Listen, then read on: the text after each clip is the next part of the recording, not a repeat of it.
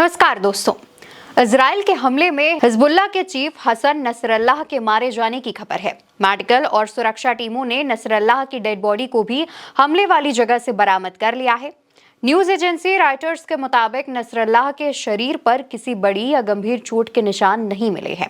संभावना है कि भीषण बम धमाकों के झटकों से उसकी मौत हुई हो, लेकिन अभी भी नसरल्लाह की मौत पर सस्पेंस बना हुआ है।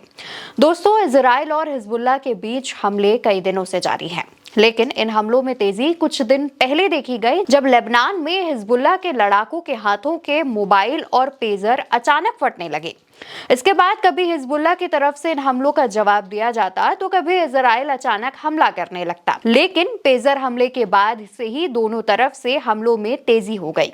इजराइल की तरफ से लगातार लेबनान पर हमले हो रहे थे, कई लोगों की मौतें भी हो रही थी। इजराइल के प्रधानमंत्री ने लेबनान के लोगों से ये अपील की थी कि हिजबुल्लाह के ठिकानों से दूर चले जाएं, क्योंकि लगातार इजरायली हमलों से कई बेगुनाह लोगों की भी जानें जा रही थी और इस बात पर इजराइल की कड़ी आलोचना भी की जा रही थी। इन हमलों के बीच ही इजराइल की एक खुफिया एजेंसी मोसाद को खबर मिली कि बेरूत के दहियाह में हिजबुल्लाह के टॉप कमांडरों के साथ हसन नसरल्लाह भी है, जिसके बाद तेल अवीव से इजराइल के लड़ाकू विमानों ने उड़ानें भरी और बेरूत के दहियाह में 80 टन बम से लगातार हमला किया गया। धमाके इतने तेज थे कि कुछ ही मिनटों में आसपास की सारी बिल्डिंग मलबे में बदल गई। हमले की जगह पर 65 फुट का एक बड़ा गड्ढा भी बन गया। कुछ घंटे बाद इजरायली सेना ने एक ट्वीट के जरिए नसरल्लाह की मौत की पुष्टि की और हमले के करीब 20 घंटे बाद हिजबुल्लाह की तरफ से हसन नसरल्लाह के मारे जाने की खबर सामने आई। लेकिन इस हमले में इजराइल ने बेरूत के करीब 40% इलाके को तबाह भी कर दिया। हमले में हिजबुल्लाह के हेडक्वार्टर पर 2000 पाउंड के करीब 15 बम गिराए गए थे। ये बम अमेरिका में बने BLU 109 बम थे, जिन्हें बंकर बस्टर कहा जाता है। ये लोकेशन पर अंडरग्राउंड तक विस्फोट करने में सक्षम होते हैं और इसके साथ ही जानकारी ये भी सामने आई कि अमेरिका के रक्षा मंत्रालय ने खुद इस बात की पुष्टि भी की कि इजराइल ने इस ऑपरेशन को अंजाम देने से पहले लड़ाकू विमानों के उड़ान भरने के बाद इस ऑपरेशन के बारे में अमेरिका को जानकारी दी थी। इजराइल की तरफ से जब यह हमला किया जा रहा था, तब इजराइल के प्रधानमंत्री यूनाइटेड नेशंस के हेडक्वार्टर में भाषण दे रहे थे। भाषण से पहले ही वो इस ऑपरेशन को हरी झंडी दिखा चुके थे। हमले के बाद इजराइल डिफेंस फोर्सेस ने एक बड़ा खुलासा किया कि नसरल्लाह जिस अंडरग्राउंड हेडक्वार्टर में छिपा था, वो संयुक्त राष्ट्र संघ के स्कूल से बस 53 मीटर दूर था। बेरूत में जिस जगह ये हमला किया गया वो एक रिहायशी इलाका है।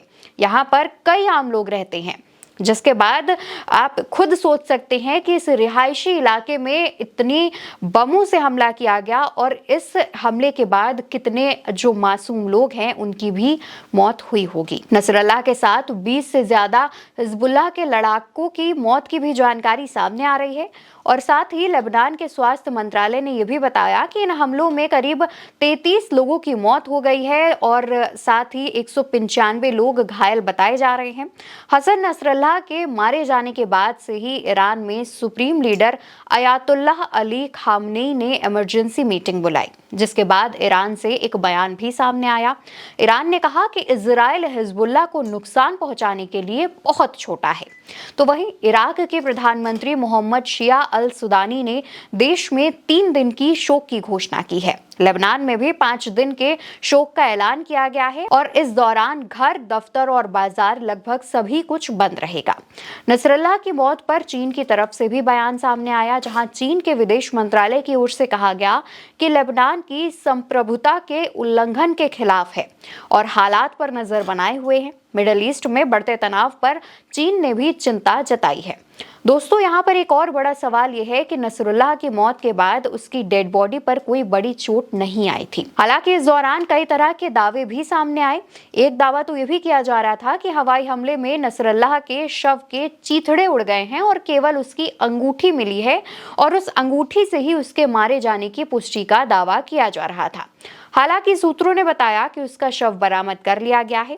नसरुल्लाह की मौत पर इजराइल ने दावा किया है कि उसकी मौत दम घुटने की वजह से हुई, लेकिन नसरल्लाह की मौत पर कई तरह के कयास अभी भी लगाए जा रहे हैं।